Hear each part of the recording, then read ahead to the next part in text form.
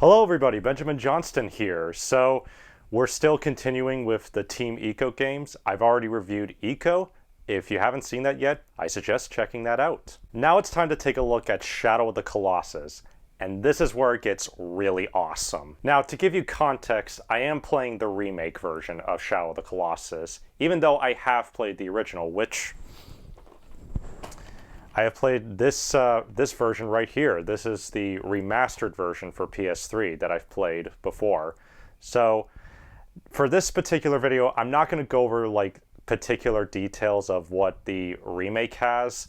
I'm just going to go over Shadow of the Colossus in general, like everything that's been retained from the original to the remake. And I'll probably do a few comparisons between the graphics in the remake and the graphics in the original. The premise of Shadow of the Colossus is that you play as this character named Wander, who is bringing this girl named Mona to this forbidden land, and he's trying to make a deal with a demon named Dorman, who gives them this deal where it's basically like, go kill these 16 Colossi, and I will bring your girl back to life.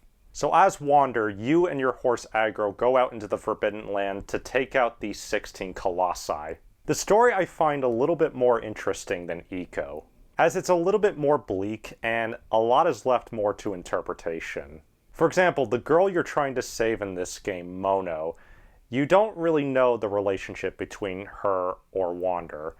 And what's interesting is that at first glance, I just assumed that they were boyfriend-girlfriend, but there are some interpretations where it's like they could be brother and sister, and either one could be correct because the game is not very clear about their relationship. And I think it's kind of interesting for players to take their own interpretations from the game, thus having their own unique experience. Even the demon Dorman in this game, it's not really clear whether it's a good or bad demon. We know that it's a demon, so there is something possibly sketchy, but at the same time, the demon is very upfront with Wander about the cost of what he's about to do.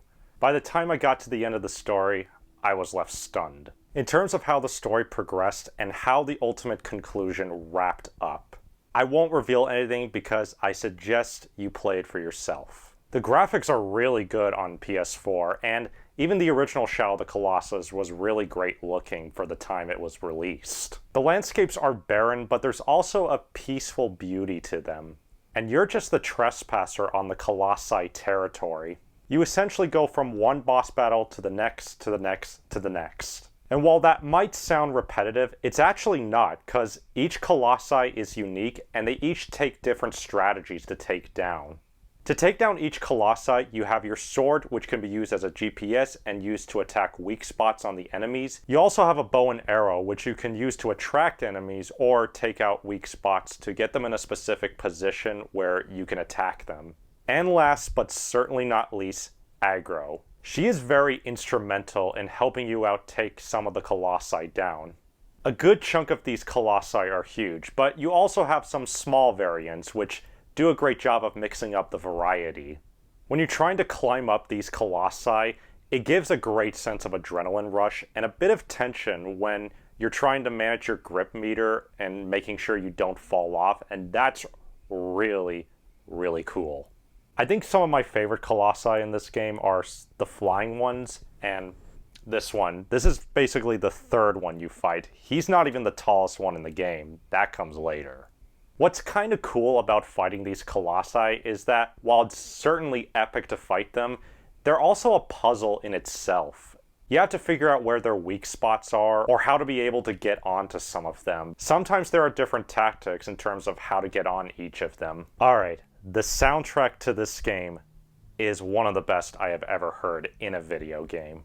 The music that plays during the Colossi battle do a great job of selling you the scale of the Colossi and the epic challenge that you have to go through to be able to defeat it.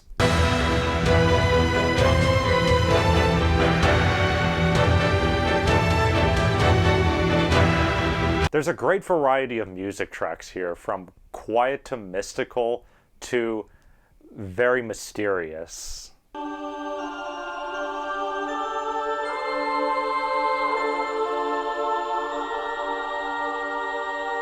I think the only gripe I have with this game is controlling Aggro herself.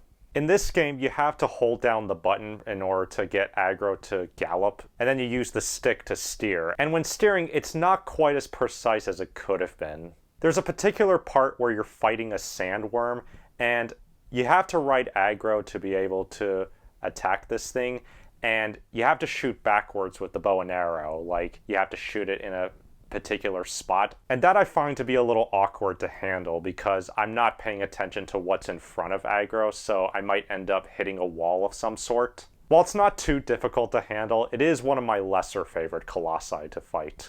Ultimately, Shadow of the Colossus is a one-of-a-kind experience. It has epic Colossi battles, an amazing soundtrack, and very absorbing storytelling. All of that put together really makes this a very timeless PlayStation exclusive classic.